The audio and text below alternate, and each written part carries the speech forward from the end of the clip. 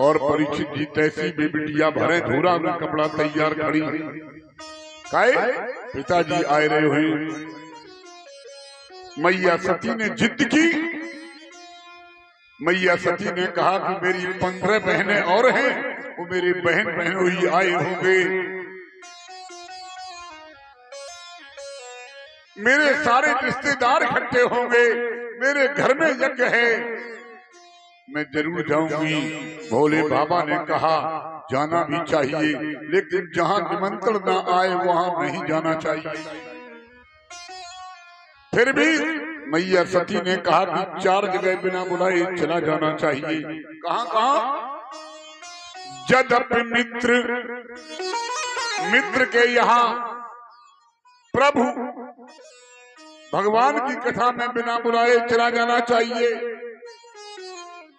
बाजी बाजी का सोचत हो कि हम काहे जाए, सुनने के लिए हमारा निमंत्रण नहीं आया। जदपि मित्र प्रभु पितु गुरु के यहाँ, गुरु गुरुद्वारे में बिना बुलाए चला जाना चाहिए। पिता के पास बिना बुलाए चला जाना चाहिए। भगवान शंकर ने कहा देवी चला जाना चाहिए, लेकिन तदपि विरोध,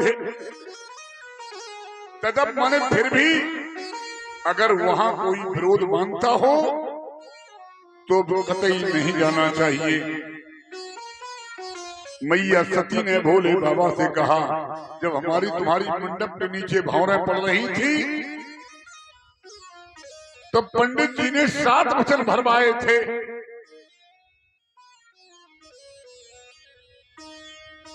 बोलो परीक्षित जी, 7 वचन भरवाए जाते कि नहीं भरवाए जाते?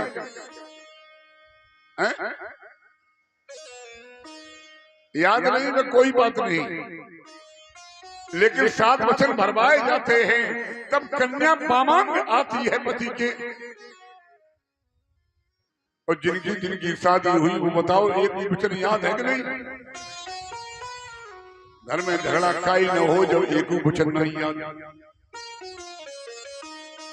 मैया पार्वती ने कहा भोलेनाथ पंडित जी ने 7 वचन भरवाए थे, उसमें एक ये भी वचन था कि माता पिता के पास बिना बुलाए चला जाना चाहिए। भगवान शंकर ने पार्वती को समझाया, मैया सती को समझाया कि देवी सती वहां जाने पर तुम्हारी भलाई नहीं होगी, वहां जाने पर तुम्हारी भलाई नहीं होगी।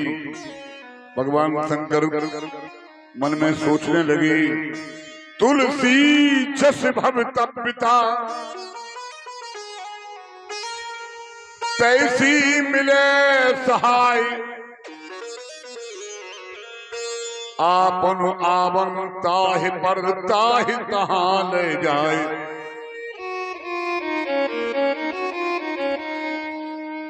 भागवत के विद्वान श्रोताओं, भोले बाबा ने कहा देवी तहां गए कल्याण न होई, बिना बुलाए जा रही हूं, वहां पर तुम्हारा कल्याण नहीं होगा। और जो पत्नी पति की बात नहीं मानती है उसका कल्याण कभी नहीं हो सकता। कल्याण न होए बा नारी को जो पति की बात न माने, कल्याण न होए बा नारी को जो पति की बात न माने।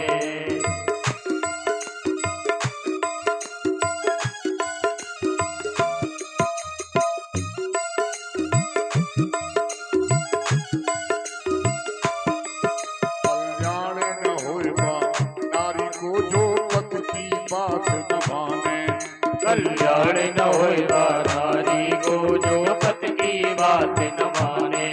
जो पति की बात न माने, जो पति की बात न माने, जो पति की बात न माने, जो पति की बात न माने। कल्याण न होएगा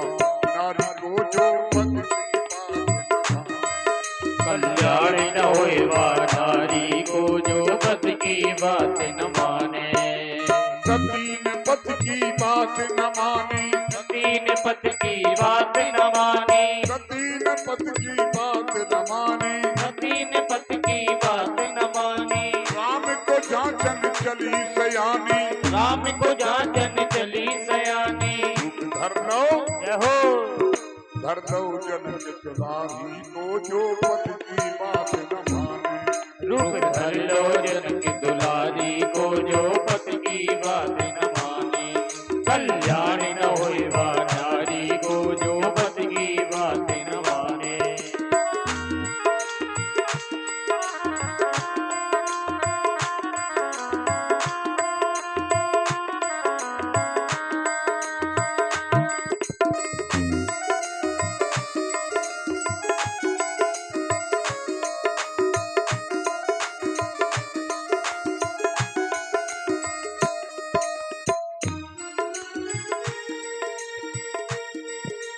रोवन लगी राम के आगे, रोवन लगी राम के आगे। प्रभु पहचान कहानियों लागे, प्रभु पहचान कहानियों लागे। प्रभु पहचान कहानियों लागे, प्रभु पहचान कहानियों लागे। कहाँ छोड़ो जय हो।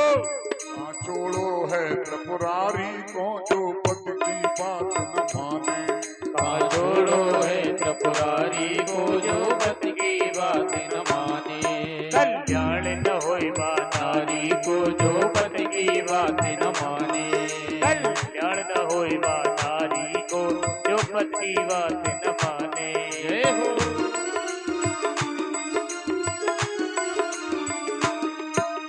जब देखी प्रभु की प्रभुताई, जब देखी प्रभु की प्रभुताई। सीता संग में दोनों भाई, सीता संग में दोनों भाई। जाने राम रघुराई को जो पति की बात न माने, कौन जाने राम रघुराई को जो पति की बात न माने।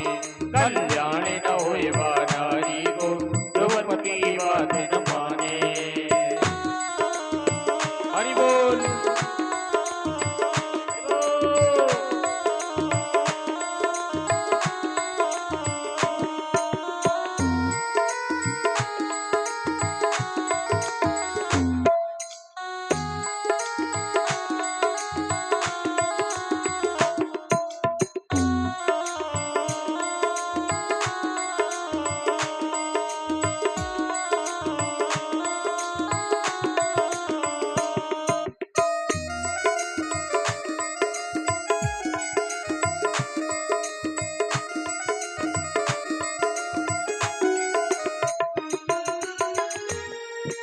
कल्याण न होए नारी को जो पति की बात न माने, कल्याण न होए वा नारी को जो पति की बात न माने। कल्याण न होए वा नारी को जो पति की बात न माने। कल्याण न होए वा नारी को जो पति की बात न माने। जो पति की बात न माने। जो पति की बात न माने। बोलिए वृंदावन बिहारी लाल की। हो। सती को भगवान शंकर रोकते रहे, लेकिन सती अपने मायके के लिए रवाना हो गई। और जैसे ही हरिद्वार पहुंची, सादर भली मिली एक माता और भगनी मिली बहुत मुस्कुराता। कितनी बहनें हैं, थोड़ी दूर दूर बैठना चाहिए आप लोगों को। देखो हमारे भैया लोग कैसे बैठे हैं।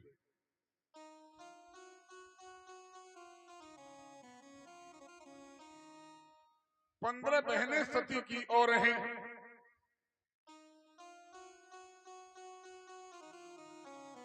माता ने तो सती को आदर के सहित गले लगाया और बहनें व्यंग करते हुए मिली, बहुत मुस्कुराता, ज्यादा मुस्कुराती हुई मिली।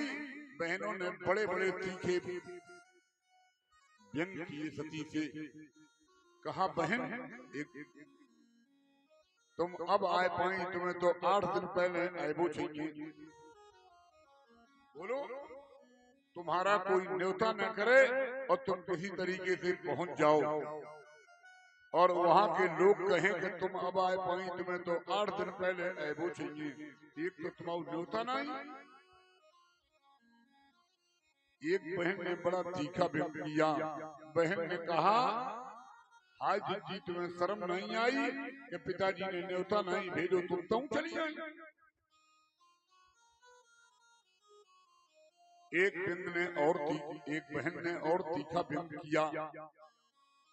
बहन, तुम्हारे आदमी ने मकान बनवाए, लोग अब शमशान ही घाट पर रहा था। पहले मुंडों की माला पहनता था, मुर्दे की राख लगाता था, गले में सर्प लपेटे रहता था पागलों की तरह। एक बात बताओ, तुम्हारी आदमी में कुछ सुधार भाव कि नहीं? सती जी को बहुत बुरा लगा। सती जी यज्ञशाला में पहुंची और यज्ञशाला में भगवान शंकर का कहीं न झंडा था, न कलश था, न कहीं बीड़ा बता था। कतहु न दीख शंभु कर भागा, कहीं भी भाग नहीं था। सती जी ने कहा, जहां शंकर का अपमान होता हो, जहां भगवान विष्णु का अपमान होता हो, जहां संत का अपमान होता हो, अपमान करने वाले की जीभ काट लेना चाहिए। और अगर जीभ न काट पाओ, विरोधी सबल है, तो सती जी ने कहा, दोनों अपने कान बंद करके उस सभा से वापस लौट जाना चाहिए। काटऊ तासु जीव जो बरसाई, अगर तुम्हारा बस चले तो शंकर की निंदा करने वाले की जीभ काट लेना चाहिए। संत की निंदा करने वाले की जीभ काट लेना चाहिए। भगवान नारायण की निंदा करने वाले की जीभ काट लेना चाहिए। और अगर जीभ न काट पाओ तो अपने दोनों कान बंद करके वहां से अपने घर चला जाना चाहिए। सती जी ने दाहिने पैर की अंगूठे से योग की अग्नि प्रकट की और सती जी ने अपना शरीर जलाना शुरू कर दिया। योग की अग्नि में सती ने शरीर जलाया है। अस कह योगी अग्नि तन जारा, सती जी का शरीर योग की अग्नि में जलने लगा। पूरी सभा में हाहाकार मच गया।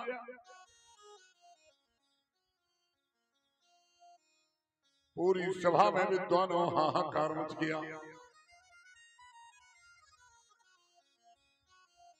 अब क्या होगा? भगवान शंकर ने 2 गढ़ दिए थे, एक का नाम मणिमान, एक का नाम मद। यज्ञ विध्वंस करने लगे। रघु जी ने यज्ञ की रक्षा की।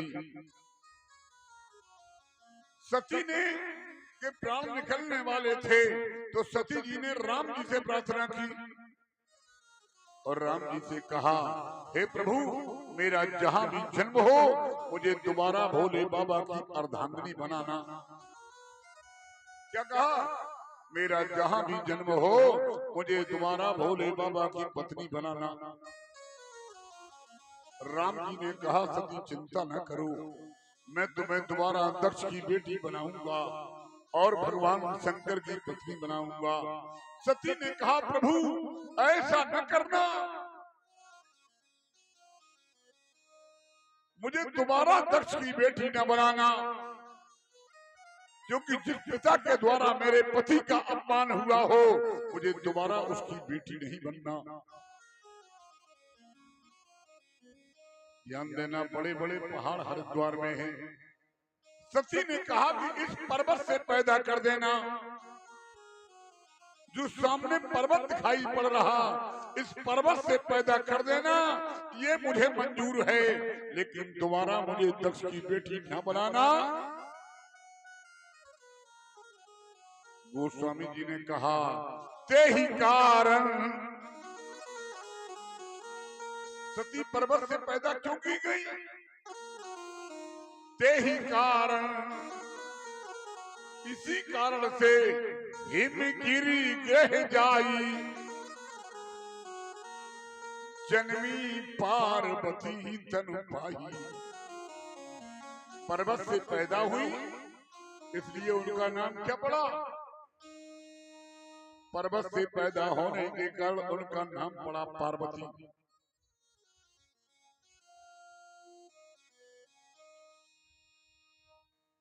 नारद बाबा ने जाकर के भोले बाबा से कहा, बाबा प्रणाम, तुम्हारी तो व्यवस्था बिगड़ गई।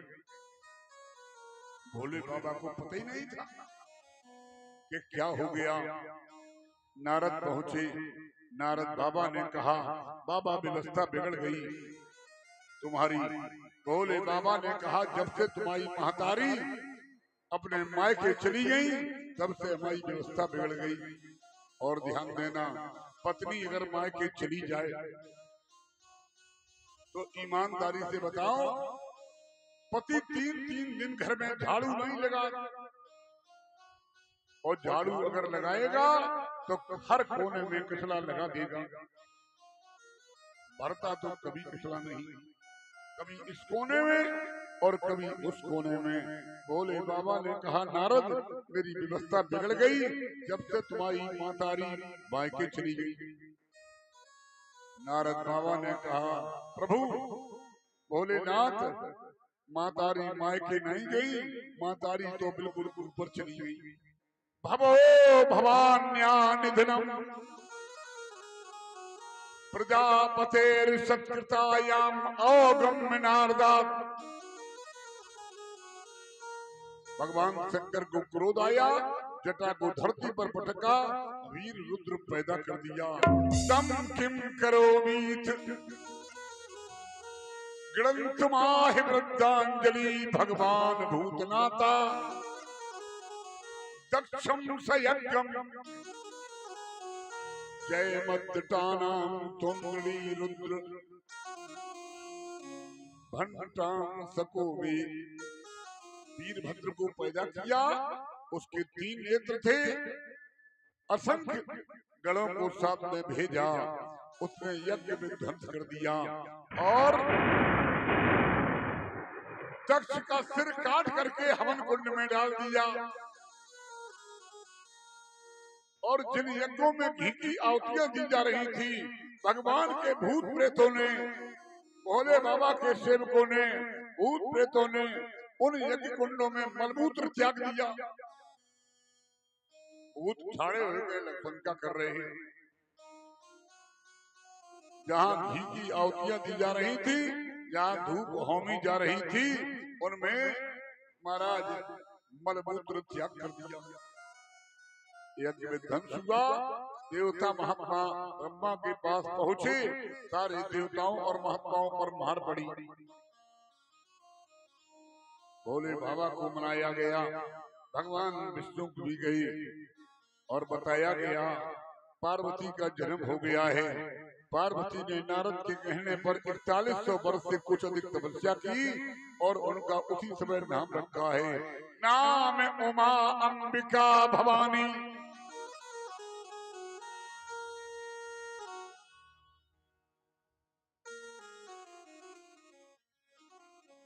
पार्वती ने 4100 वर्ष अधिक तपस्या की।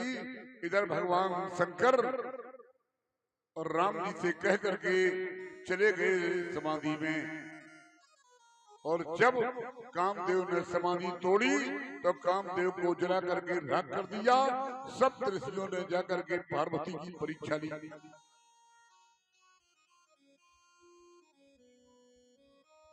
अब भोले बाबा के विवाह की तैयारियां होने लगी।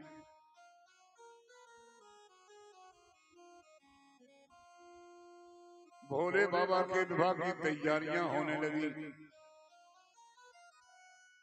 और ध्यान में भागवत के विद्वान श्रोताओं, भगवान शंकर ने कहा कि एक बार मेरा विवाह हो चुका है, अब मेरी विवाह के लायक उम्र नहीं रह गई,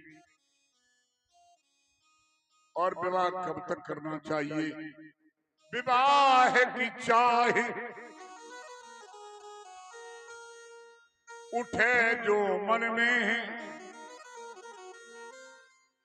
जिनकी शादी होने को है,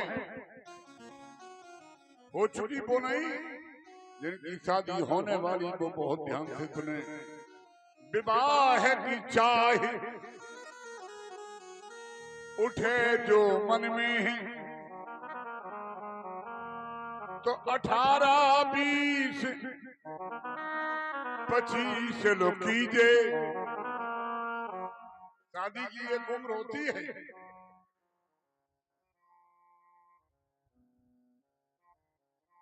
विवाह की चाह उठे जो मन में, तो 18, 20, 25 लोग कीजिए। और बाजी की उम्र 30 साल हो गई और फिर भी शादी करने को तैयार घूम रहे। तो हमारे बाबा ने प्रमाण दिया है कि 30 भये तन खीस भये, फिर 40, 50 पे नाव न लीजिए। चाहे जितनी मांग काढ़ो, बेर बेर शीशा दिख रहे, लेकिन उम्र 30 साल हो गई तो 30 भये तन खीस भये, और 40, 50 पे नाव न लीजिए। और काम को भीग उठे जो मन में, कर ज्ञान हृदय मन मार रही जी। बाजी की उम्र 60 साल हो गई। 60 बरस में